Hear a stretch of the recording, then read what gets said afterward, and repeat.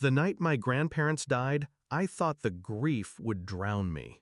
But grief has a way of sharpening things. It burns illusions down to the bone.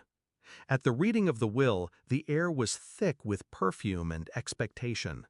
My family sat upright, smug, rehearsing the riches they thought were theirs. But then the lawyer read the words that changed everything.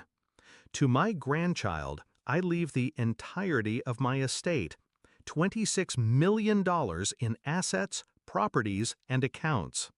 Silence. Then the room erupted. "You can't be serious," my uncle spat. "They're confused. It has to be divided," my mother insisted. "Hand it over," my brother demanded, like I was a clerk and not blood. I didn't flinch. I simply said, "No." That one word cost me the roof over my head. That night, they kicked me out like a stray dog. But I didn't break. I moved into my grandparents' house, the house where every secret, every plan, every memory lived. And I swore I'd protect what they entrusted to me. I should have expected it, really. All my life, I was the background character in their play. My brother was the golden child. My mother adored him. My uncle invested in him. I was tolerated, occasionally dismissed, often ignored. My grandparents were the only ones who saw me. They taught me patience, discipline, how to listen more than I spoke, how to use silence as a weapon. It was fitting that in the end, they left everything to the one person the rest of the family underestimated. But the night they threw me out, I saw their true faces. Not just greed, hatred, as if my existence was an obstacle to their inheritance. That's when I stopped mourning. That's when I started planning. I didn't shout, I didn't threaten, I didn't beg.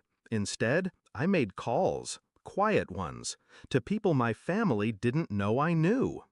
The first was my grandparents' attorney, who assured me every document was ironclad. No loopholes, no challenge could stand. The second was the local sheriff, an old friend of my grandfather. He promised me something simple: protection. Not because of the money, but because of loyalty. And the third call was to a private investigator, someone my grandparents once trusted when business got messy. I asked him to dig, not into me, but into them, my mother, my uncle, my brother. Within days, files began to arrive. Hidden debts, fraudulent loans, gambling slips. Evidence that the ones who screamed unfair were the same ones who had been stealing behind closed doors. They wanted to evict me. They wanted to take what wasn't theirs. I was ready to let them try. The next morning, I heard the engines before I saw them. 3 cars pulling into the driveway like they owned the place.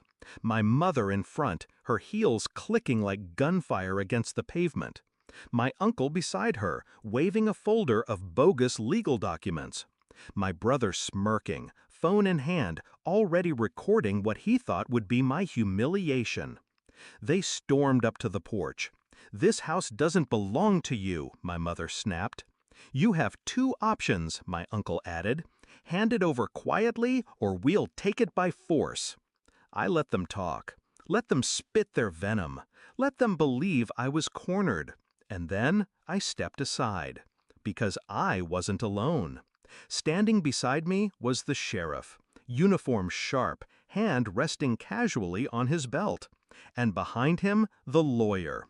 The same lawyer who had read the will, holding copies of every document.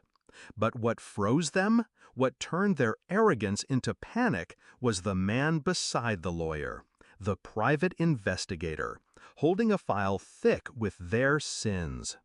The sheriff spoke first, calm, cold. "If you set 1 foot inside, you'll be arrested for trespassing." The lawyer followed. "And if you attempt to contest the will again, you'll be liable for damages. This estate is airtight." Then the investigator opened the folder and began to read. My uncle's gambling debts, my mother's embezzlement from a charity fund, My brothers forged applications for business loans. Each word stripped them bare. Each secret ripped the smugness off their faces. I didn't have to say a thing. I just watched. My brother tried to laugh it off. My mother demanded proof. My uncle turned red, then pale, then silent. They came to evict me. Instead, they were exposed. By the time they left, they weren't a family anymore. They were fractured, terrified, turning on each other. And me? I stood on the porch, watching them retreat, my grandparents' house behind me, their legacy intact. For the first time in years, I felt the weight lift. Not because I had money, but because I had power. They thought inheritance was about cash, cars, property. They were wrong. The true inheritance was control. My grandparents knew who could carry it, and I did. Weeks later, they tried to call. Messages, letters, pleas. I ignored them, because betrayal doesn't deserve forgiveness. It deserves consequence. I live now in the house my grandparents built, surrounded,